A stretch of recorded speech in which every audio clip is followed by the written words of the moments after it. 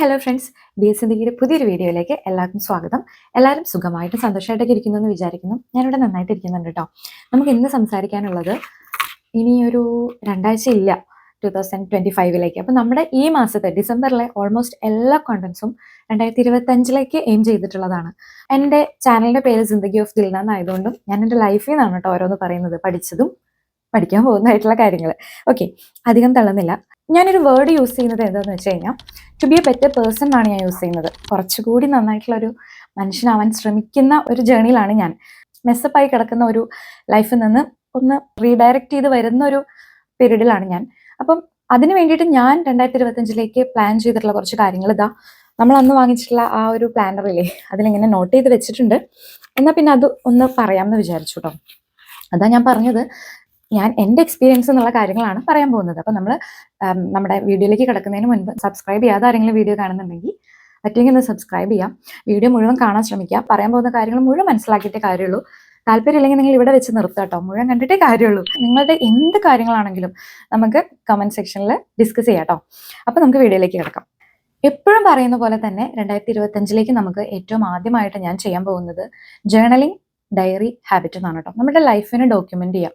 Each and every day നമുക്ക് important ആയിട്ട് സംഭവിച്ചിട്ടുള്ള കാര്യങ്ങൾ, നമ്മുടെ ലൈഫിലെ മെയിൻ ഈവൻറ്റ്സ്, നമുക്ക് മറക്കാതിരിക്കുന്ന കാര്യങ്ങൾ, നമ്മുടെ ചെറിയ ചെറിയ സന്തോഷങ്ങൾ, നമ്മുടെ മനസ്സിനെ വിഷമിപ്പിച്ചിട്ടുള്ള കാര്യങ്ങൾ, ഇതെല്ലാം മനസ്സിനെ വിഷമിച്ച കാര്യങ്ങൾ ആക്ച്വലി ഓർക്കാൻ പാടില്ല എന്നാണ്. പക്ഷെ നമ്മൾ എല്ലാ കാര്യങ്ങളിലും ഈ ലേൺ ചെയ്യുന്ന ഒരു പ്രോസസ്സിലായതുകൊണ്ട് നമ്മളെല്ലാം ഡോക്യുമെന്റ് ചെയ്ത് വെക്കാം. ഡോക്യുമെന്റിന്റെ കൂടെ തന്നെ പറയുന്ന കാര്യങ്ങളാണ് നമ്മുടെ ലൈഫിനെ അല്ലെങ്കിൽ നമ്മുടെ ദിവസത്തിനെ പ്ലാൻ ചെയ്യുക എന്നുള്ളത്. എന്ന് വെച്ച് നമ്മുടെ ലൈഫ് മൊത്തം പ്ലാൻ ചെയ്യാനൊന്നും നമുക്കൊരു ഇതില്ല. എല്ലാം നമ്മുടെ കയ്യിലൊന്നുമല്ല. ഫോർ എക്സാമ്പിൾ, നമുക്ക് നെക്സ്റ്റ് ഡേ, ഇന്ന് നാളേക്ക് വേണ്ട കാര്യങ്ങൾ നമുക്ക് പ്ലാൻ ചെയ്യാം. നമുക്ക് എന്തൊക്കെ ചെയ്യാനുണ്ട്, എന്തൊക്കെ മെയിൻ കാര്യങ്ങൾ അറ്റൻഡ് ചെയ്യാനുണ്ട്, നമ്മുടെ ഫുഡ് കാര്യങ്ങൾ പോലും നമുക്ക് പ്ലാൻ ചെയ്യാം. ഹാബിറ്റായിട്ട് എടുത്തു കഴിഞ്ഞാൽ കുറച്ച് നാൾ കഴിയുമ്പോൾ നമ്മളൊരു റൈറ്റ് വേയിലേക്ക് വരുന്നത് നമുക്കറിയാതെ മനസ്സിലാക്കാൻ പറ്റും. കാരണം ഞാൻ ഇങ്ങനെ ചെയ്യാൻ തുടങ്ങിയിട്ട് ഒരു 2 വർഷമായിട്ടുള്ളൂ കേട്ടോ. കാര്യങ്ങൾ ഒരു മറക്കാതിരിക്കാൻ വേണ്ടി സ്റ്റിക്കി നോട്ട്സ് യൂസ് ചെയ്യാം. അതുപോലെ തന്നെ ദിവസങ്ങളെ പ്ലാൻ ചെയ്യാം. നേരത്തെ കൂട്ടി കാര്യങ്ങൾ എഴുതി വെക്കുക. നേരത്തെ ചെയ്യാനുള്ള കാര്യങ്ങളൊക്കെ, ബുക്ക് ചെയ്യാനുള്ള കാര്യങ്ങൾ, ഓർഡർ ചെയ്യാനുള്ള കാര്യങ്ങൾ, എടുത്തു വെക്കേണ്ട കാര്യങ്ങൾ, മറക്കാതിരിക്കാൻ ചെയ്യേണ്ട കാര്യങ്ങളൊക്കെ നേരത്തെ കൂട്ടി ചെയ്യുക. ഇതൊക്കെ കുറച്ച് നാളായിട്ടേ ഉള്ളൂ. പക്ഷെ അതിൻ്റെ വ്യത്യാസം നന്നായിട്ട് അറിയാനുണ്ട് കേട്ടോ. അപ്പോൾ ഞാൻ നെക്സ്റ്റ് അപ്കമിങ് ഇയേഴ്സിലേക്കും ഇത് കണ്ടിന്യൂ ചെയ്ത് പോകാമെന്ന് വിചാരിച്ചു. അപ്പോൾ ഏറ്റവും ആദ്യത്തെ കാര്യമാണ് plan your day, document your life, diary habit ഇത് കേട്ടോ. ഇനി അടുത്തതായിട്ട് പറയാനുള്ളൊരു കാര്യമാണ് നമ്മുടെ ബോഡി മൂവ് ചെയ്യുക എന്നുള്ളത് കേട്ടോ. ഞാൻ ഓൾറെഡി ഷോർട്സിൽ പറഞ്ഞിട്ടുള്ള കാര്യമാണ്.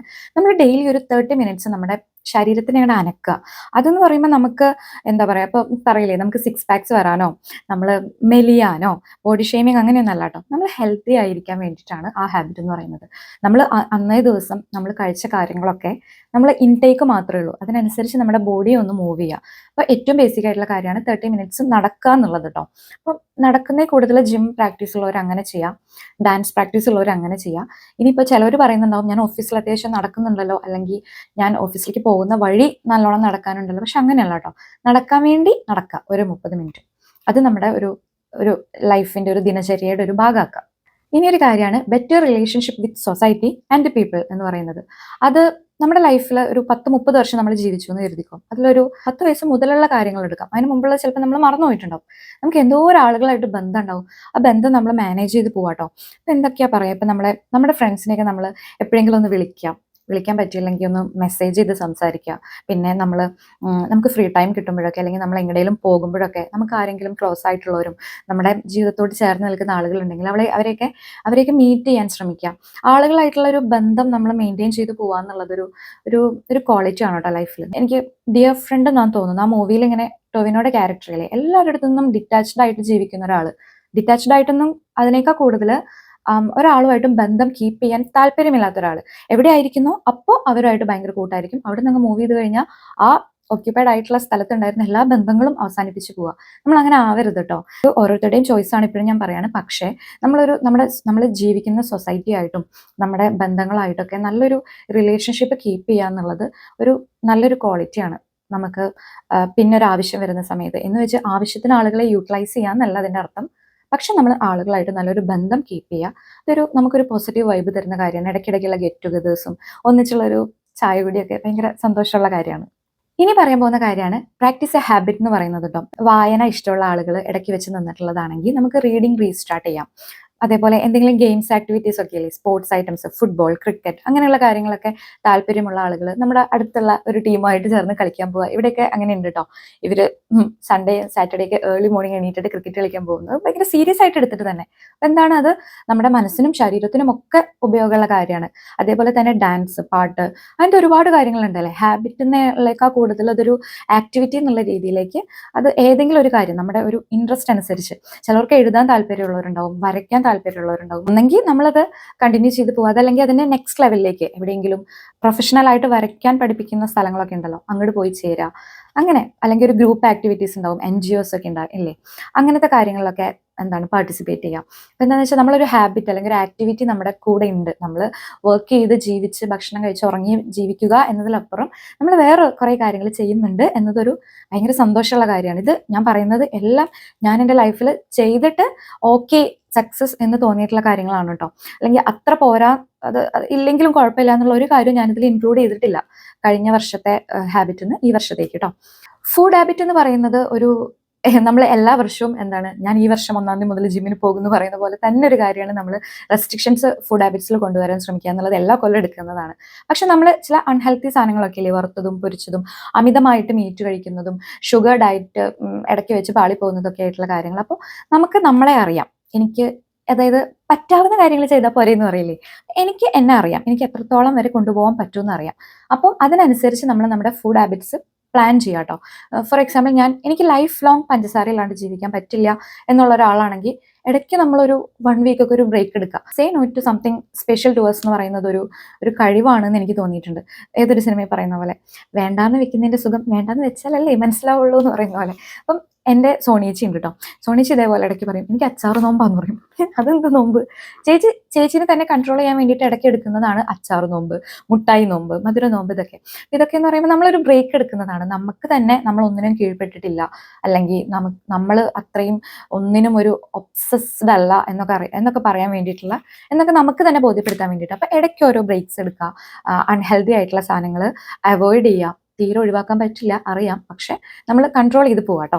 അടുത്ത് പറയാൻ പോകുന്ന കാര്യം, ഞാൻ ഓൾറെഡി ഒരു ലോങ് വീഡിയോ ചെയ്തിട്ടുണ്ട്. നമ്മുടെ ലൈഫിൽ നമ്മൾ നിർബന്ധമായിട്ടും നാവും തുമ്പത്ത് കൊണ്ട് നടക്കേണ്ട കുറച്ച് വാക്കുകൾ എന്ന് പറഞ്ഞിട്ട്, അതിൽ താങ്ക്സും ഗ്രാറ്റിറ്റ്യൂഡും ഇറ്റ്സ് ഓക്കെ എന്നുള്ളതും കോംപ്ലിമെന്റ്സ് പറയാന്നുള്ളതൊക്കെയാണ്. അപ്പൊ ഒരാളോട് നമുക്കൊരു കാര്യം ചെയ്തു തരുമ്പോൾ നമ്മളതിന് ഓഫ്കോഴ്സ് നമ്മളത് താങ്ക്സ് ഗിവിംഗ് എന്നുള്ളൊരു ഹാബിറ്റ് നമ്മൾ എപ്പോഴും ശീലാക്കുക. അതേപോലെ നമ്മുടെ മുമ്പിൽ വെച്ച് എന്തെങ്കിലും അബദ്ധം പറ്റുക, അല്ലെങ്കിൽ നമ്മളെയും കൂടി ബാധിക്കുന്ന കാര്യങ്ങളൊക്കെ ആണെങ്കിൽ ആ നിമിഷം അവരെ നീ എന്തേ കാണിച്ചത് എന്ന് പറഞ്ഞിട്ട് ഫയർ ചെയ്യാണ്ട് ഇറ്റ്സ് ഓക്കെ, നമുക്ക് മാനേജ് ചെയ്യാം. ആ ഇറ്റ്സ് ഓക്കെ എന്ന് പറയുന്ന കാര്യം ഭയങ്കരമായിട്ട് എനിക്ക് എക്സ്പീരിയൻസ് ഉള്ളതുകൊണ്ട് പറയാണ്. ആ ഒരു മൊമെന്റിൽ ആ ഇറ്റ്സ് ഓക്കെ എന്ന് കേട്ട് കഴിയുമ്പോൾ ഉള്ളൊരു സമാധാനം ഭയങ്കര വലുതാണ്. ഒരു 5-10 മിനിറ്റ് കഴിഞ്ഞിട്ട് ആ കാര്യം സോൾവ് ചെയ്തിട്ട്, അതല്ലെങ്കിൽ അതിൻ്റെ ഒരു ചൂട് ആറി കഴിഞ്ഞിട്ട് കുഴപ്പമില്ല എന്ന് പറയുന്നതും തമ്മിൽ വ്യത്യാസമുണ്ട് കേട്ടോ. പിന്നെ അതേപോലെ കോംപ്ലിമെന്റ്, ഇത് ഞാൻ മുന്നേ പറഞ്ഞിട്ടുണ്ട്. ഭയങ്കര പവർഫുൾ ആയിട്ടുള്ള ഒരു ഹാബിറ്റാണ് കോംപ്ലിമെന്റ് എന്ന് പറയുന്നത്. നമ്മൾ മറ്റുള്ളവരോട് തുറന്ന് സംസാരിക്കുക, അവരുടെ നല്ല കാര്യങ്ങൾ. നീ ഇത് ചെയ്തത് നന്നായിട്ടുണ്ട്, നിന്റെ ആ ഡ്രസ്സിൽ അത് എവിടുന്ന് തയ്ച്ചത് നന്നായിട്ടുണ്ട്, നീ ആ മുടി വെട്ടിയത് അടിപൊളിയായിട്ടുണ്ട്, പിന്നെ അങ്ങനെ ഓരോ കാര്യങ്ങളില്ലേ, നീ അന്ന് അവിടെ സംസാരിച്ചില്ലേ അത് നന്നായിട്ടുണ്ടായിരുന്നു.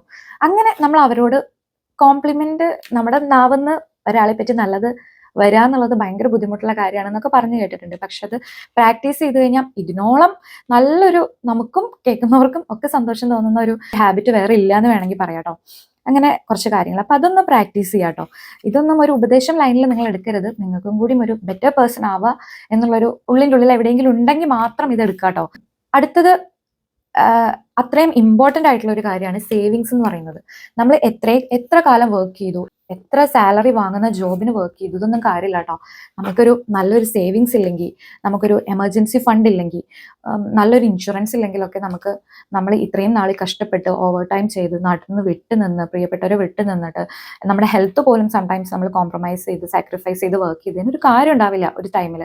നമ്മൾ ഒരു പ്രോപ്പർ ആയിട്ടുള്ള പോളിസി എടുത്തിട്ടോ, ഇപ്പൊ SIPs ഒക്കെ ഉണ്ടല്ലോ, അപ്പൊ നിങ്ങളുടെ ഒരു സാലറിക്കും നിങ്ങൾക്ക് മന്ത്ലി ഇൻവെസ്റ്റ് ചെയ്യാൻ പറ്റുന്ന ഒരു എമൗണ്ടിനും ചേരുന്ന രീതിയിലുള്ള SIP എന്തൊക്കെയാണ് പ്ലാൻസ് ഒക്കെ ചൂസ് ചെയ്തിട്ട് നിങ്ങൾ സേവിങ്സ് സ്റ്റാർട്ട് ചെയ്യുക. സേവിങ്സ് എന്ന് പറയുന്നത് അത്രയും മസ്റ്റ് ആയിട്ടുള്ള കാര്യമാണ്. 100 രൂപ കിട്ടുന്ന ആള് 40 രൂപ സേവ് ചെയ്ത് പഠിക്കണം, ബാക്കി 60 രൂപയ്ക്ക് നമ്മൾ ജീവിക്കുക. ഇത് കുറേ കാലം എനിക്കതൊന്നും പറ്റാണ്ട് പോയിട്ടുള്ള കാര്യങ്ങളാണ് ജീവിത സാഹചര്യങ്ങൾ കാരണം. പക്ഷെ നമ്മൾ എങ്ങനെയെങ്കിലുമൊക്കെ സ്റ്റാർട്ട് ചെയ്യണം കേട്ടോ. ഇനി ഒന്നും പറ്റിയില്ലെങ്കിൽ നിങ്ങൾ, ഞാൻ എപ്പോഴും കുടുക്കനെ പ്രൊമോട്ട് ചെയ്യാണ്, ഒരു കുടുക്കെങ്കിലും വെക്കണം കേട്ടോ. അല്ലെങ്കിൽ ഒരു ഗ്രാമെങ്കിലും മേടിച്ച് വെക്കണം, നമുക്ക് ആവശ്യം നേരത്ത് കൊണ്ട് വിൽക്കാലോ. ഇനി ഒരു കാര്യം പറയാൻ പോകുന്നത്, എനിക്ക് സംസാരിക്കാൻ വളരെ ഇഷ്ടമുള്ള ഒരു ടോപ്പിക്കാണ് സെൽഫ് ലവ്, സെൽഫ് കെയർ എന്നൊക്കെ പറയുന്നത് കേട്ടോ. നമ്മൾ ആർക്ക് വേണ്ടിയാണ് ഈ ഓടുന്നത് എന്ന് ചില സമയത്ത് നമുക്ക് തോന്നും. നമ്മൾ എപ്പോഴെങ്കിലുമൊക്കെ നമുക്ക് വേണ്ടി കുറച്ച് സമയം കണ്ടെത്താൻ ശ്രമിക്കാം, നമ്മളെ സ്നേഹിക്കാം. നമുക്ക് വേണ്ട കാര്യങ്ങൾ വേറൊരാൾ കൊണ്ട് തരില്ല എന്ന് ഞാൻ മുന്നേ പറഞ്ഞിട്ടില്ലേ. നമുക്ക് വേണ്ടത് നമ്മൾ തന്നെ തപ്പിക്കണ്ടുപിടിക്കണം. എൻ്റെ ഇഷ്ടങ്ങൾ ഇങ്ങനെയാണ്, എൻ്റെ ഇഷ്ടങ്ങൾ എന്തുകൊണ്ട് നീ മനസ്സിലാക്കിയില്ല എന്നൊന്നും നമ്മൾ പറയാൻ പാടില്ല. എൻ്റെ ഇഷ്ടങ്ങൾ നമ്മൾ തന്നെയാണ് മനസ്സിലാക്കേണ്ടത്. എനിക്ക് വേണ്ട കാര്യങ്ങൾ എന്നെയൊക്കെ കൂടുതൽ വേറെ ആർക്കെങ്കിലും അറിയോ? ഇല്ല. അപ്പോൾ നമ്മൾ തന്നെ നമ്മളെ സ്നേഹിക്കുക, നമുക്ക് വേണ്ട കാര്യങ്ങൾ നമ്മൾ ടേക്ക് കെയർ ചെയ്യുക. മന്ത്ലി വൺസ് എങ്കിലും നമുക്ക് സാലറി ഒക്കെ കിട്ടുന്ന സമയത്തെ നമുക്ക് ഇഷ്ടമുള്ള സാധനം, അല്ലെങ്കിൽ നമുക്ക് വേണ്ടി നമുക്ക് ഇഷ്ടമുള്ള ഒരു ഫുഡ് വാങ്ങി കഴിക്കുക. നമുക്കിപ്പോൾ കുറേ നാളായിട്ട് ഞാൻ മുടി വെട്ടാൻ വേണ്ടി പെൻഡിങ് നിൽക്കുവാണ്. അപ്പോൾ നമുക്ക് പ്രയോറിറ്റി കൊടുത്തിട്ട് ഈ മാസം ഞാൻ എന്തായാലും മുടി വെട്ടും, അങ്ങനെ പോയിട്ട് ഹെയർ കട്ട് ചെയ്യുക. അതേപോലെ തന്നെ നമ്മൾ കുറേ നാളായിട്ട് വാങ്ങാൻ പെൻഡിങ് വെച്ചേക്കുന്ന എന്തെങ്കിലും കാര്യം, പോവാൻ താല്പര്യമുള്ള ഏതെങ്കിലും ഒരു സ്ഥലത്തേക്ക് പോവുക. എൻ്റെ ഒരു സുഹൃത്ത്, അവള് മൂക്ക് കുത്താൻ വേണ്ടി കുറേ നാളായിട്ട് പ്ലാൻ ചെയ്ത് നിൽക്കുമായിരുന്നു. അവൾ എപ്പോഴും പറയും 1000 രൂപ മതിയുടെ ഒരു കുഞ്ഞു മൂക്കുത്തി മേടിക്കാൻ, പക്ഷെ എനിക്ക് പറ്റില്ല 2 വർഷമായിട്ട് എന്ന്. നമ്മൾ നമ്മുടെ കാര്യങ്ങളെക്കാൾ കൂടുതൽ മറ്റു പല കാര്യങ്ങൾക്കും ഇമ്പോർട്ടൻസ് കൊടുക്കുന്നതാണ്. അത് വേണ്ടാന്ന് പറയുന്നില്ല, പക്ഷെ നമ്മൾ ഇടയ്ക്കെങ്കിലും നമുക്ക് പ്രയോറിറ്റി കൊടുക്കണം കേട്ടോ. അടുത്തൊരു കാര്യമാണ്, നമ്മൾ കൂടുതലും ഇപ്പം എൻ്റെ വീഡിയോസൊക്കെ കൂടുതലും കേട്ടാൽ മതി. അതായത് നമ്മൾ കിച്ചണിൽ എന്തെങ്കിലും വർക്ക് ചെയ്യുമ്പോൾ, നമ്മൾ 30 മിനിറ്റ്സ് വർക്കൗട്ട് ചെയ്യുമ്പോൾ, നടക്കാൻ പോകുമ്പോൾ, ഓഫീസിലേക്ക് പോകുമ്പോൾ, ഫ്രീ ടൈം കിട്ടുമ്പോഴൊക്കെ ഓൺ ചെയ്ത് വെച്ചാൽ മതി. എൻ്റെ വീഡിയോ ഒന്നും കാണേണ്ട ആവശ്യമില്ല, കേൾക്കേണ്ട കാര്യമുള്ളൂ. അപ്പം നമ്മളെക്കാൾ കൂടുതൽ ഇൻഫോർമേറ്റീവ് ആയിട്ടുള്ള വീഡിയോസ് ഇല്ലേ, ലൈക്ക് പോഡ്കാസ്റ്റ് ഉണ്ടാവും. അപ്പം ഡെയിലി ഒരു വീഡിയോ എങ്കിലും അങ്ങനത്തെ കാണാൻ ശ്രമിക്കുക കേട്ടോ. ന്യൂസ് കാണണം എന്ന് ഞാൻ പറയണില്ല, ഡെയിലി നമുക്ക് വരുന്ന ന്യൂസൊക്കെ നമുക്കറിയാം. സോ അതല്ല, ഞാൻ സ്ഥിരം കണ്ടുകൊണ്ടിരുന്ന ഒരു ഇതായിരുന്നു ബാബു രാമചന്ദ്രന്റെ വല്ലാത്തൊരു കഥ എന്ന് പറഞ്ഞിട്ട് ഏഷ്യാനെറ്റിലുണ്ടായിരുന്നത്. ആളിപ്പം സ്വന്തമായിട്ട് ചാനലൊക്കെ തുടങ്ങി വീഡിയോസ് അപ്ലോഡ് ചെയ്ത് തുടങ്ങിയിട്ടുണ്ട്. അപ്പോൾ ലൈക്ക് അങ്ങനത്തെ കാര്യങ്ങൾ, നമുക്ക് ലോകത്ത് നടക്കുന്ന കാര്യങ്ങളെ പറ്റി അറിയണമല്ലോ. ഇൻഫോർമേറ്റീവ് ആയിട്ടുള്ളതും നമുക്ക് ലൈഫിലേക്ക് വേണ്ട അഡാപ്റ്റ് ചെയ്യേണ്ട കാര്യങ്ങളെ പറ്റിയുള്ള ഒരുപാട് കാര്യങ്ങൾ പറയുന്ന, നന്നായിട്ട് എക്സ്പ്ലെയിൻ ചെയ്യുന്ന ചാനൽസ് ഉണ്ട്. അത് ഡെയിലി ഒരെണ്ണെങ്കിലും കാണാൻ ശ്രമിക്കുക കേട്ടോ. അടുത്തൊരു കാര്യമാണ് ട്രാവൽ എന്ന് പറയുന്നത്. ഞാൻ എറണാകുളത്തായിരുന്ന സമയത്ത് ഒരിക്കലും ട്രെയിനിൽ ട്രാവൽ ചെയ്യില്ലായിരുന്നു തൃശ്ശൂർക്ക്. എനിക്ക് KSRTCയിൽ വരാനായിരുന്നു ഇഷ്ടം. എനിക്ക് ഭയങ്കര ഇഷ്ടമാണ് ആ ഒരു 2 hours പാട്ടൊക്കെ കേട്ട് സൈഡ് സീറ്റിലിരുന്ന്. ഒരു 2-2.5 വർഷം ഞാൻ എത്ര ടൈം അങ്ങനെ ട്രാവൽ ചെയ്തൊന്നും അറിയില്ല. ഭയങ്കര ഇഷ്ടമുള്ള ഒരു പ്രോസസ്സായിരുന്നു അത്. അതേപോലെ ചെറിയ ചെറിയ യാത്രകളാണെങ്കിൽ പോലും അത് ആസ്വദിക്കാൻ ശ്രമിക്കാം. എപ്പോഴെങ്കിലുമൊക്കെ ഒന്ന് ട്രാവൽ ചെയ്യാൻ ശ്രമിക്കാം ചില സ്ഥലങ്ങളിലേക്ക്. ചിലവർക്ക് ഭയങ്കര ബഹളമുള്ള സ്ഥലമായിരിക്കും ഇഷ്ടം. മന്ത്ലി 2 3 ഒക്കെ ലുലു മാളിൽ പോകാൻ ഇഷ്ടമുള്ളവരായിരിക്കും. ചിലവർക്കാണെങ്കിൽ ബഹളങ്ങൾ തീരെ ഇഷ്ടമല്ല, കുറച്ച് കാടും പച്ചപ്പും പുഴയും അങ്ങനെയൊക്കെയാണ് ഇഷ്ടം. നമ്മുടെ നാട്ടിലാണെങ്കിൽ ഇതിനൊന്നും ഒരു പഞ്ഞമില്ല എന്നുള്ളതാണ്, എല്ലാം അവൈലബിൾ ആണ്. സോ എങ്ങോട്ടെങ്കിലുമൊക്കെ മന്ത്ലി വൺസ് ഫാമിലി ആയിട്ടോ അതല്ലെങ്കിൽ സെൽഫായിട്ടോ ഒക്കെ ട്രാവൽ ചെയ്യാൻ ശ്രമിക്കാം. ആ ട്രാവലിനെ എൻജോയ് ചെയ്യുക, ആ ട്രാവലിൽ നിന്ന് എന്തെങ്കിലുമൊക്കെ പഠിക്കുക എന്നുള്ളതൊക്കെ ഭയങ്കര ഇമ്പോർട്ടൻ്റ് ആയിട്ടുള്ള ഒരു കാര്യമാണ് കേട്ടോ.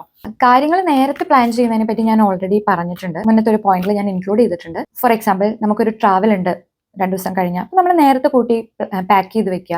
നമ്മുടെ കൊണ്ടുപോകേണ്ട കാര്യങ്ങളൊക്കെ നേരത്തെ കൂട്ടി ഡിസൈഡ് ചെയ്യുക. എന്തെങ്കിലും വാങ്ങാനുണ്ടെങ്കിൽ അത് നേരത്തെ കൂട്ടി മേടിക്കുക. ബുക്ക് ചെയ്യാനുണ്ടെങ്കിൽ അതൊക്കെ ചെയ്യാം. ആളുകളെ കോൺടാക്ട് ചെയ്യാനുണ്ടെങ്കിൽ അതൊക്കെ നേരത്തെ ചെയ്ത് വെക്കുക. ആരെങ്കിലുമൊക്കെ ഇൻഫോം ചെയ്യാനുണ്ടെങ്കിൽ അതൊക്കെ ചെയ്യാം. അതൊക്കെ ഒരു ലൈഫ് ഒരു ക്വാളിറ്റി വേയിൽ പോകാൻ വേണ്ടിയിട്ട് നല്ല കാര്യങ്ങളാണ് ഇതൊക്കെ. അടുത്തതായിട്ട് എനിക്ക് പറയാനുള്ള ഒരു കാര്യമാണ് പൊളിറ്റിക്കലി ഇൻകറക്റ്റ് ആയിട്ട് ജീവിക്കുക എന്നുള്ളത്.